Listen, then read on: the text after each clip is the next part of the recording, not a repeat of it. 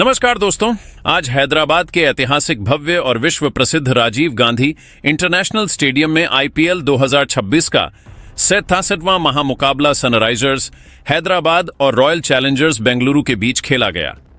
दोनों ही टीमों ने मैदान पर शानदार खेल दिखाया और मैच में चौकों छक्कों की जबरदस्त बारिश देखने को मिली। फैंस का जोश पूरे मुकाबले के दौरान चरम पर रहा और आखिरी ओवर तक मैच बेहद रोमांचक बना रहा। दोस्तों, जहां हैदराबाद के कप्तान पैट कमिंस ने टॉस जीतकर पिच की शुरुआती नमी और घरेलू परिस्थितियों का फायदा उठाने के लिए पहले गेंदबाजी करने का रणनीतिक फैसला किया और रॉयल चैलेंजर्स बेंगलुरु को पहले बल्लेबाजी के लिए आमंत्रित किया।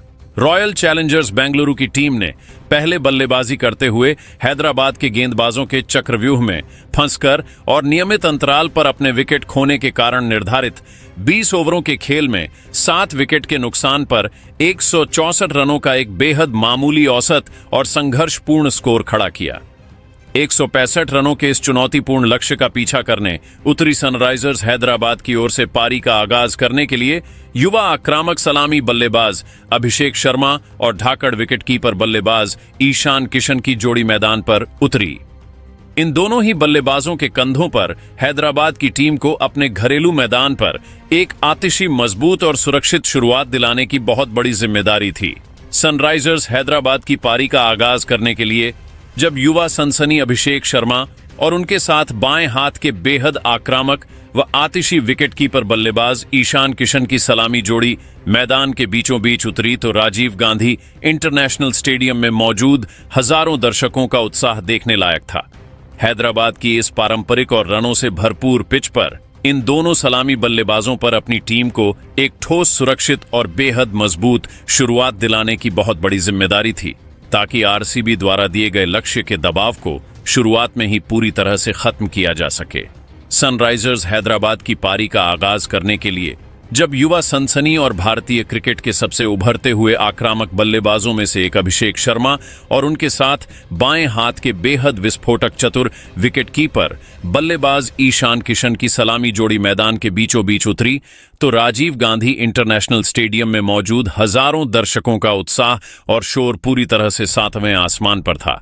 हैदराबाद के इस पारंपरिक और रनों से भरपूर माने जाने वाले ऐतिहासिक मैदान पर इन दोनों सलामी बल्लेबाजों के कंधों पर अपनी टीम को एक ठोस, आतिशी और बेहद मजबूत शुरुआत दिलाने की बहुत बड़ी जिम्मेदारी थी। उन्हें आरसीबी के गेंदबाजों पर पहले ही ओवर से मानसिक दबाव बनाना था, ताकि बाद में आने वाले बल्लेबाजों के लिए रन चेस की राह पूरी तरह से आसान और सुरक्षित हो सके। रॉयल चैलेंजर्स बेंगलुरु आरसीबी की तरफ से पारी का पहला और सबसे महत्वपूर्ण ओवर लेकर आए भारत के सबसे अनुभवी, चतुर, शातिर और स्विंग के असली सुल्तान भुवनेश्वर कुमार। भुवनेश्वर अपनी पारंपरिक और धारदार शैली में नई गेंद को हवा में दोनों तरफ लहराने के लिए जाने जाते हैं।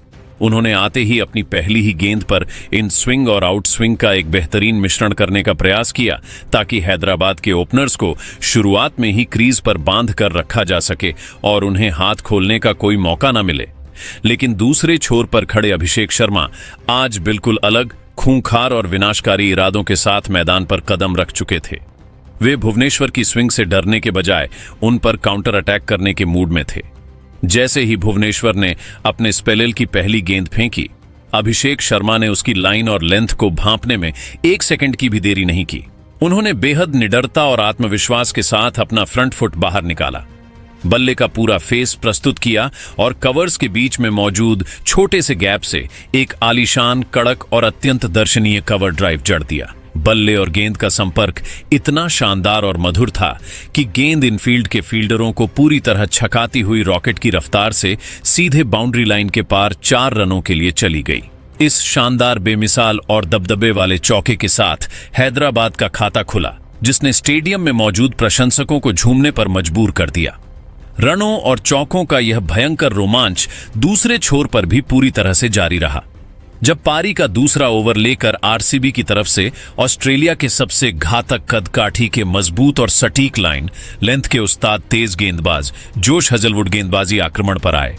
हेजलवुड अपनी कड़क सीम पोजीशन और लगातार एक ही टप्पे पर गेंदबाजी करने की काबिलियत के लिए पूरी दुनिया में मशहूर हैं। उनके सामने स्ट्राइक पर मौजूद थे पॉकेट डायनामाइट कहे जाने वाले ईशान किशन, जो खुद भी पहली ही गेंद से गेंदबाजों को रिमांड पर लेने के लिए जाने जाते हैं। हजलवुड ने आते ही अपनी रफ्तार और ताकत का परिचय देते हुए 140 की आर्मी टर्न घंटे से अधिक की गति से एक कड़क गुड लेंथ डिलीवरी डाली, जो टप्पा खाकर तेजी से ऑफ स्टंप की लाइन पर अंदर की तरफ आ रही थी। लेकिन ईशान किशन भी यहां किसी भी तरह के दबाव में नहीं आए। उन्होंने अपनी बेहतरीन क्लास फुटवर्क और कलाइयों का जादुई इस्तेमाल पेश किया। किशन ने गेंद की गति के साथ जबरदस्ती करने के बजाय उसका बखूबी फायदा उठाया।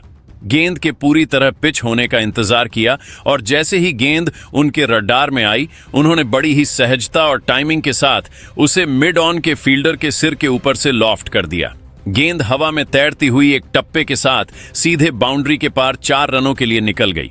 इस लाजवाब और जोखिम रहित शॉट ने न केवल दर्शकों में भारी जोश भर दिया, बल्कि आरसीबी के कप्तान जितेश शर्मा को पावर प्ले के दूसरे ही ओवर में अपनी फील्डिंग रणनीति और फील्डरों की पोजीशन को पूरी तरह बदलने पर मजबूर कर दिया। हैदराबाद के दोनों ओपनर्स ने आरसीबी के मुख्य गेंदबाजों की बखियां उधेड़ते हुए मैच का रुख शुरुआती 12 गेंदों में ही अपनी तरफ मोड़ लिया था। हालांकि क्रिकेट हमेशा बेहतरीन कमबैक का खेल रहा है और आरसीबी को पहली बड़ी और सबसे महत्वपूर्ण सफलता चौथे ओवर में मिली, जब अनुभवी भुवनेश्वर कुमार ने अपनी जादुई स्विंग गेंदबाजी का एक बेहतरीन नमूना पेश किया।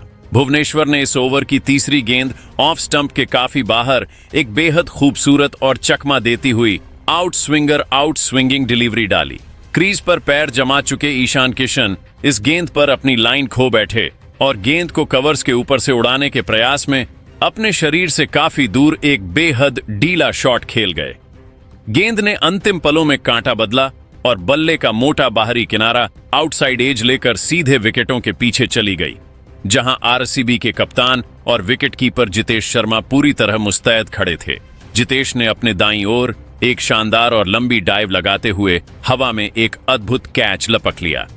ईशान किशन 14 रनों की एक उपयोगी शुरुआत देने के बाद पवेलियन लौटे और हैदराबाद को पहला झटका लगा। किशन के आउट होने के बाद दुनिया के सबसे खतरनाक और विस्फोटक बल्लेबाजों में शुमार दक्षिण अफ्रीका के हेनरिक क्लासन ने मैदान पर कदम रखा।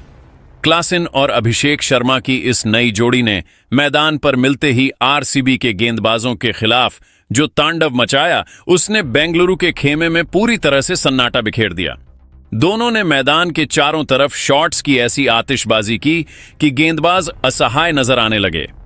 पारी का छठा ओवर लेकर जब आरसीबी के मुख्य तेज गेंदबाज रोमारियो शेफर्ड आए, तो अभिषेक शर्मा ने उनके खिलाफ पूरी तरह से काउंटर अटैक कर दिया। शेफर्ड ने पहली गेंद शॉर्ट पटकी, जिसे अभिषेक ने बैकफुट पर जाकर पॉइंट के बगल से चौके के लिए पंच किया।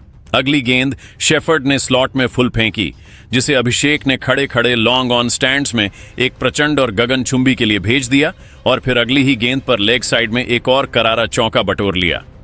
रोमारियो शेफर्ड के इस एक ओवर में 2 कड़क चौके और एक गगनचुंबी झड़कर अभिषेक ने पावर प्ले के भीतर ही सनराइजर्स हैदराबाद का स्कोर बिना किसी अतिरिक्त नुकसान के 98 रनों के पार पहुंचा दिया।